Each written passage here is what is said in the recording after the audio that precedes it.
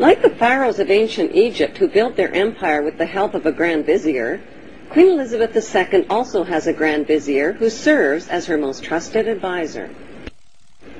His name is Lord Evelyn Rothschild, and he is the second wealthiest and most powerful person on earth. He is also Lord of the world's financial capital, the city-state of London. Lord Rothschild and his ring of power hide their identities behind 13 city council members who stand in as their representatives. On November 30th, 2000, Lord Rothschild, now in his 70s, got married in London to a wealthy Zionist businesswoman named Lynn Forrester. The couple then jetted to Washington and spent their wedding night in the White House.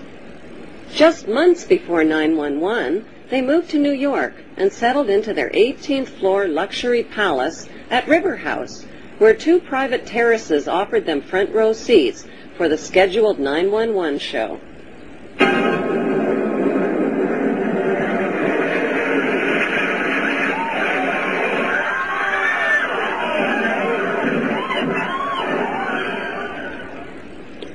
Just how rich and powerful is Lord Evelyn Rothschild? Historically, the Rothschild family wealth was hidden in underground vaults. The Rothschilds' secret financial records were never audited and never accounted for. Their family commissioned biographies give the illusion that their family fortune has dwindled, but researchers estimate their wealth at close to $500 trillion, more than half the wealth of the entire world.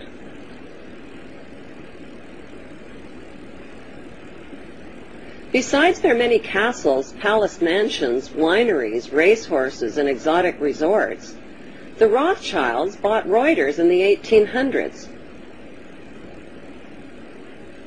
Reuters then bought the Associated Press, which selects and delivers the same news stories to the entire world, day after day. They have controlling interest in 3 major television networks and easily avoid media attention since they own it. Until recently, they owned and operated England's Royal Mint and continue to be the gold agent for the Bank of England, which they also direct. They control the LBMA, London Bullion Market Association, where 30 to 42 million ounces of gold worth over $11 billion are traded daily. The Rothschilds earn millions weekly just on transaction fees alone. They also fix the world price of gold on a daily basis and profit from its ups and downs. Over the centuries, the Rothschilds have amassed trillions of dollars worth of gold bullion in their subterranean vaults and have cornered the world's gold supply. They own controlling interest in the world's largest oil company, Royal Dutch Shell.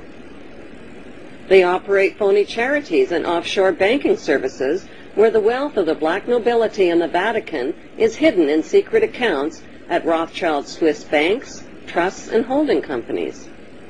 Although Evelyn Rothschild looks like a harmless gray-haired old man, make no mistake about it, Rothschild and his ancestors have handpicked presidents, crashed stock markets, bankrupted nations, orchestrated wars, and sponsored the mass murder and impoverishment of millions. The wealth hoarded by this one family alone could feed, clothe, and shelter every human being on earth.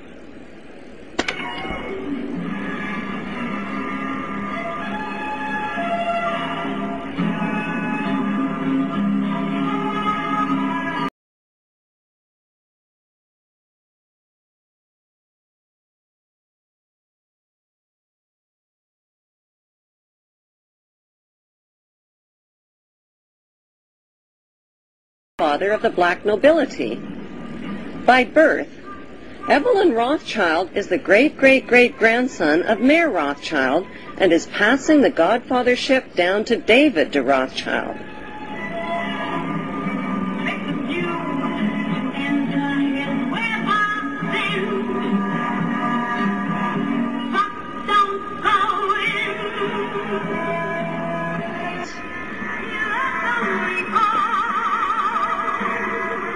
Their story begins in 18th century Frankfurt, Germany, on a cobblestone street called Frankfurt on the Main.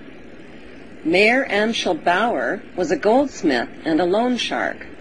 He hung a red hexagram shield over his doorway and changed his name from Bauer to Rothschild, which means red shield in German. The red hexagram shield was the symbol for the world revolutionary movement. Family biographers described Mayer Rothschild as a poor man who lived with his family above his goldsmith shop and sold rare coins to royal customers. Contrary to appearances, Mayer stashed a big supply of gold, precious coins, and jewels in special hiding places inside his house.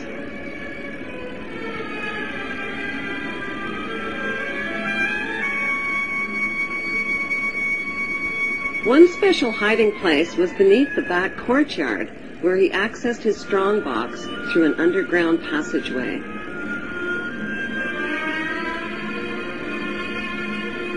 Mayer taught his 5 sons the tricks of the trade. To them, he wasn't just their father, he was their lord and master.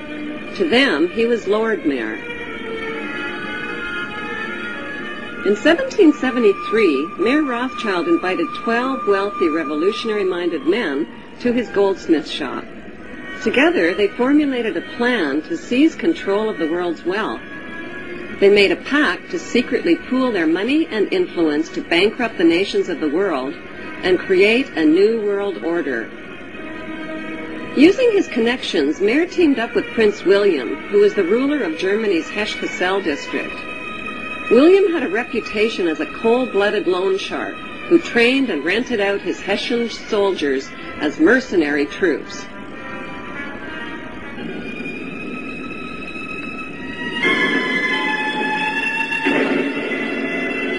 It was a profitable blood-for-money business that made Prince William one of Europe's richest men. Working as Prince William's agent, Mayer Rothschild collected fees for each dead Hessian soldier killed on the battlefield. He hired his sons to help him collect the blood money from renter nations. Since wars were good for the rent-a-troop business, Prince William used his royal connections in Denmark and England to provoke these wars.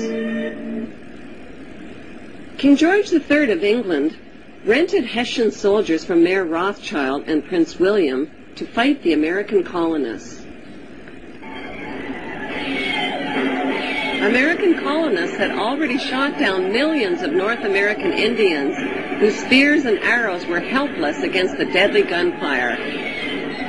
The worst Holocaust in human history occurred not in Nazi Germany, but on American soil.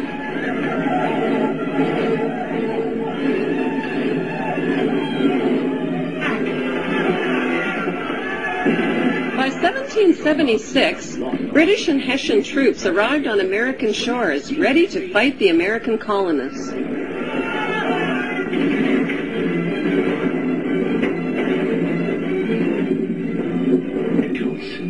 They're preparing for an attack. And we won't have long to wait either. See there? Hessian troops to the north.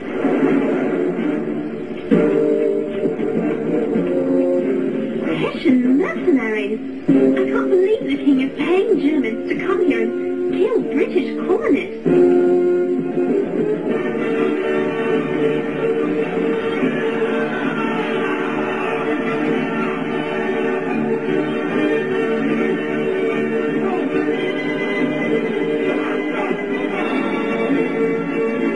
The colonists won their independence, and Mayer Rothschild won his blood money for the heads of each and every Hessian soldier killed on the battlefield.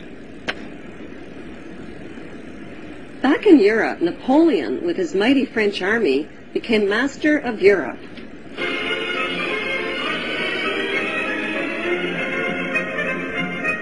When Napoleon and his troops stormed into Frankfurt, Germany, William feared for his life and lost fortune. He left $3 million in the hands of Mayer Rothschild to pay the Hessian soldiers. Then he escaped to Denmark to stay with his royal relatives, all of whom were descendants of the tribe of Dan.